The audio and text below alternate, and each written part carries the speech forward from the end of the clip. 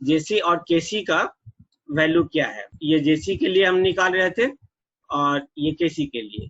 जेसी में आप देखिएगा जो काउंटर का फ्लिप फ्लॉप एक्साइटेशन टेबल हमने बनाया था, उस एक्साइटेशन टेबल में आपका 1357 पर डोंट केयर है और 0246 पर 1 था, यानी हाई था। तो यहाँ पे आपका ये 8 सेल्स हमारे ग्रुप में आ गए और इस 8 सेल से इस दोनों से आपकी ए की वैल्यू कैंसिल हो गई और यहाँ पर जब आप देखेंगे तो सी का वैल्यू यहाँ पर कैंसिल हो जाए और इस जगह से आप देखेंगे तो यहाँ पर भी आपका इस जगह पे आप देखिए ये वाली वैल्यू यहाँ से आपका बी कैंसिल हो जा रहा है। तो आपका ए बी सी तीनों कैंसिल हो गए। तो आपको बताए थे A plus A not equal to 1 होता है ना।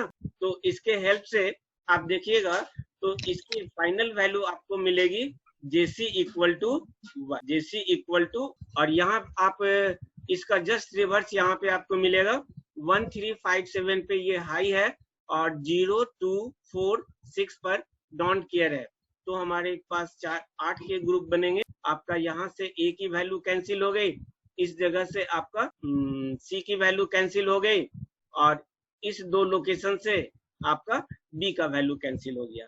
तो सिंपली आपके पास बचेगा क्या, केसी इक्वल टू 1। ये सारे एक्सप्रेशंस को कहीं एक जगह पर हम लोग नोट कर लेंगे और नोट करने के बाद आगे हम लोग इसी के हेल्प से सर्किट डिजाइन करेंगे। तो फाइनल हमारे पास रिजल्ट क्या मिल गया बुलियन एक्सप्रेशंस का, J A equal to B C, K A equal to B C, J B equal to C, K B equal to C, J C equal to 1, K C equal to 1। Okay, तो इस तरीके से हमने सारे outputs के input क्या होंगे वो फाइंड आउट कर लिया।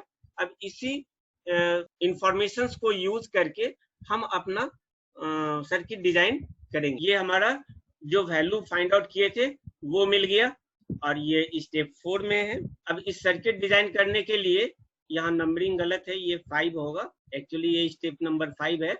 तो इस जगह पे आप देखिएगा कि हमने क्या किया है। सबसे पहले 3 फ्लिप फ्लॉप्स लिए और इस 3 फ्लिप फ्लॉप्स में जेसी केसी, इसको हमने सी फ्लिप फ्लॉप कहा, इसको हमने बी फ्लिप फ्लॉप कहा, इसको हमने ए फ्लिप फ्लॉप। तो सी फ्लिप फ्लॉप के 2 इनपुट हो गए जेसी केसी और इसके 2 आउटपुट होते हैं क्यू एंड क्यू नॉट। चूंकि फ्लिप फ्लॉप का नाम हमने सी दिया है तो क्यू और क्यू नॉट की जगह पे सी और सी नॉट। इसी तरह से बी का जेबी के भी 2 इनपुट्स हो गए और क्यू क्यू नॉट को बी और बी नॉट से हमने शो किया है।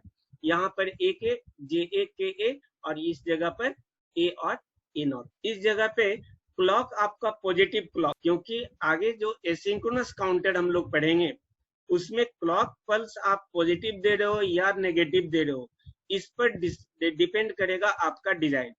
तो यहाँ पर तो क्लॉक पल्स का कोई खास ये इफेक्ट नहीं आएगा, लेकिन एसिंक्रोनस में बहुत ज्यादा इस पर इफेक्ट पड़े। प्लस यहाँ आप देख रहे हो कि प्रीसेट और क्लियर का कोई यूज नहीं है। आप चाहें तो प्रीसेट और क्लियर को यूज यहाँ से हटा भी सकते हैं, लेकिन जब बाइनरी काउंटर और अदर ट्विस्टेड बाइनरी काउंटर्स ये सब जब बनाएंगे प्रीसेटेबल काउंटर्स, तो वहां पे कहीं पर प्रीसेट का इंपॉर्टेंस है, कहीं पे क्लियर का इंपॉर्टेंस है।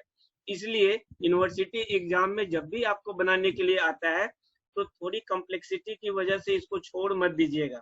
मैक्सिमम बुक में आप सिंक्रोनस काउंटर के डिजाइन में आप देखते होंगे कि प्रीसेट और क्लियर छोड़ देते हैं, लेकिन इन दोनों इनपुट्स का भी रिक्वायरमेंट है आपके काउंटर में। डिफरेंट काउंटर्स में कहीं पर प्रीसेट का रिक्वायरमेंट है, कहीं पर आपको क्लियर का रिक्वायरमेंट है, तो आप यहाँ पे दिखा दीजिए। ये इस जगह पर सिंक्रोनस काउंटर में और यहाँ पर केवल आपको शो कर देना है, इसमें कुछ है नहीं। और इन तीनों का क्लियर और प्रीसेट को हमने डिजाइन करके मिला। अब नेक्स्ट कहता है कि हमारा जे ए और के ए की जो इनपुट होगी, जे ए और के ए की जो इनपुट होगी वो बी और सी होगी, लेकिन बी की जो इनपुट है वो सी है और सी की इनपुट हाई होगी। तो हमने यहाँ पे हाई वैल्यू लिया और इस हाई वैल्यू से जेसी और केसी दोनों को हमने 1 कर। इस जगह पे आप देखिए जेसी और केसी दोनों को हमने हाई वैल्यू दिया है और यहाँ से एक वैल्यू निकाल करके हम इसको एंड गेट में ले जा करके सी का जो आउटपुट है वो आउटपुट और ये 1 का एंड मिलाया, तो इसका जो इस एंड गेट का जो आउटपुट मिला वो मेरा सी मिला। और आप देख रहे हैं यहाँ पर बुलियन एक्सप्रेशन से कि जेबी और केबी का जो इनपुट है वो मेरा सी है, तो इस सी को हम इनपुट में डाल दिया जेबी और केबी के।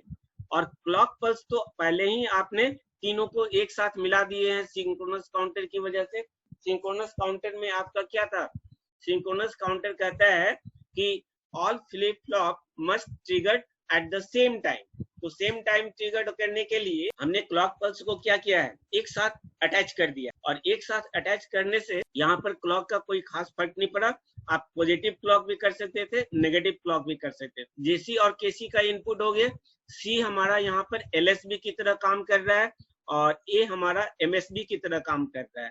यानी इसकी जो वैल्यू होगी वो पहले लिखी जाएगी, बाद में इसकी वैल्यू लिखी जाएगी और लास्ट में ओके। तो ये आप पहले डिसाइड कर लीजिएगा कि जो फ्लिप फ्लॉप का सीक्वेंस है उस फ्लिप फ्लॉप के सीक्वेंस में कौन सा फ्लिप फ्लॉप हमारा लिस्ट सिग्निफिकेंट बन रहा है, कौन सा मोस्ट सिग्निफिकेंट बन रहा है।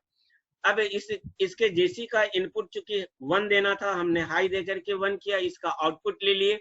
इस आउटपुट को हमने एंड गेट में डाला, एंड गेट से जो भी आउटपुट निकल रहा है वो मेरे नेक्स्ट फ्लिप फ्लॉप का इनपुट बन रहा है। और ये नेक्स्ट फ्लिप फ्लॉप के इनपुट से जो आउटपुट निकल रहा है वो और ये सी दोनों को फिर सेकेंड एंड गेट में हमने डाला, जिसका वैल्यू हमको मिला बीसी। और ये बीसी हमारा थर्ड फ्लिप फ्लॉप का इनपुट बनेगा, क्योंकि यहाँ पर हमारा बुलियन एक्सप्रेशन में कह रहा है जे और के का इनपुट बीसी होगा। तो इस बीसी को जे और के में हमने डाल दिया और यहाँ से जो आउटपुट मिला वो मेरा एक आउटपुट ए का हो गया और यही आउटपुट मेरा बी का हो गया और ये मेरा सी का। तो इस तरह से 3 आउटपुट मिल गए। और यहाँ पे आप एंड गेट जोड़ भी सकते हो, नहीं भी जोड़ सकते हो। ये एंड गेट नेक्स्ट जो फोर्थ फ्लिप फ्लॉप होगा उसके लिए इनपुट का काम करेगा। तो ये मेरा कंप्लीट सर्किट डिजाइन हो गया। और इस कंप्लीट सर्किट डिजाइन में आपका ये जो वैल्यू मिला, इस जगह पर ये स्टेप नंबर 5 है, गलती से ये 4 लिखा हुआ है, तो ये स्टेप लास्ट 5 था। सर्किट डिजाइन मेरा 3 बिट अब सिंक्रोनस काउंटर के हो गए। तो इस तरीके से हम आई थिंक कि आपको समझ में आ गया होगा कि किस तरीके से हम सिंक्रोनस काउंटर को बनाते हैं और उसके डिफरेंट स्टेप है। Thank you.